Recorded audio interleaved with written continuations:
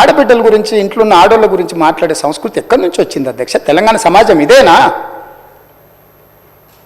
రజాకర్లకు, నిజాంలకు, భూస్వాములకు, పెత్తందారులకు వ్యతిరేకంగా పోరాటం చేసిన స్ఫూర్తి ఓ రామ్జీవ్ గోండే, కొమరంభీం, ఓ చాకలి ఐలమ్మ, ఈ ప్రాంతంలో దొడ్డి కొమరయ్య, ఓ సర్దార్ సర్వాయి పాపన్న గౌడు ప్రాతినిధ్యం వహించిన ప్రాంతం ఇది అధ్యక్ష. ఇది ఒక చైతన్యమైన ప్రాంతం.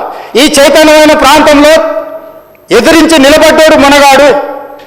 ఆధిపత్యాలకు వ్యతిరేకంగా నిలబడి కొట్లాడిన గడ్డ ఇది.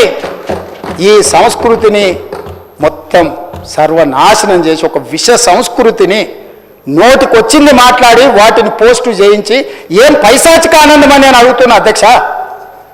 వాళ్ళు తిట్టిన తిట్లకు నా పేరు తీసి మీ పేరు రాసుకోండాడా?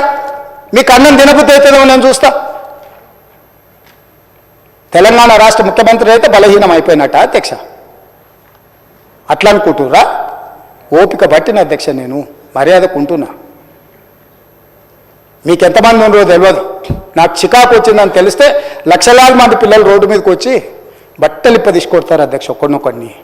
నేను వద్దంటున్నా కాబట్టి, చట్టాన్ని గౌరవిస్తా కాబట్టి, చట్టాల పట్ల, శాసనాల పట్ల, ఈ భారత రాజ్యాంగం పట్ల మాకు సంపూర్ణమైన విశ్వాసం, నమ్మకం ఉంది కాబట్టి ఏమనుకుంటూ ఊరుకుంటున్నాం అధ్యక్ష. అది మా చేతగాని తనం కాదు.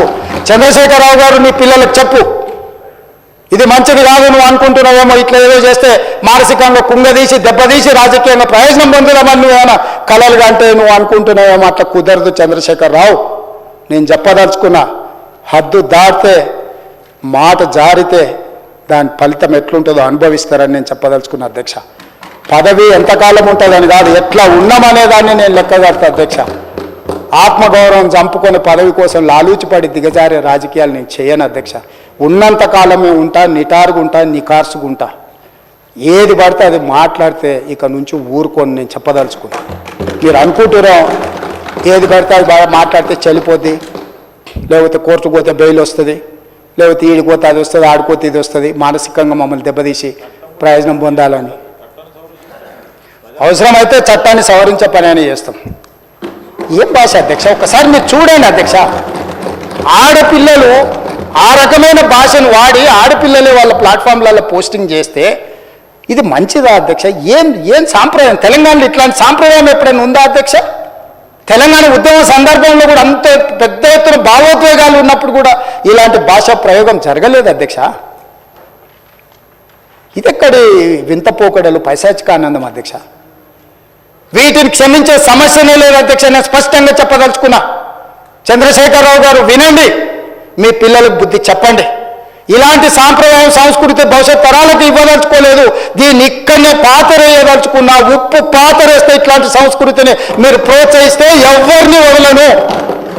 ప్రజాస్వామ్యయుతంగా ప్రతిపక్షంగా మీరు మాట్లాడండి, చెప్పండి, విమర్శించండి. దాన్ని సరిదిద్దుకోవడానికి మా ప్రభుత్వం సిద్ధంగా ఉంది. గౌరవిస్తాం. భారతీయ జనతా పార్టీ కూడా మా ప్రతిపక్ష పార్టీ. వాళ్ళ కేంద్రంలో అధికారంలో ఉండరు. ఆ అధికారాన్ని మన రాష్ట్రానికి ఉపయోగించేదానికి చేస్తున్నాం. అందుకే అధ్యక్ష, తమరు కూడా అక్కడి నుంచి ఆదేశాలు ఇవ్వండి. దీని మీద చర్చ జరగాలి. మీడియా మిత్రులకు కూడా నేను అడుగుతున్నా, మీ సంఘాలు ఏవైతున్నాయో సంఘాల నాయకులను కూడా అడుగుతున్నా, ఎవరో జర్నలిస్టులు లిస్ట్ ఇవ్వండి. జర్నలిస్ట్ అనే పదానికి డెఫినేషన్ ఏందో ఇవ్వండి, ఆ లిస్ట్ ఇవ్వండి. ఆ లిస్టులో ఉన్నోళ్ళు ఇట్లా తప్పు చేస్తే ఏం శిక్షిస్తారో మీరు నిర్ణయించండి. ఆ లిస్టులో లేనోడు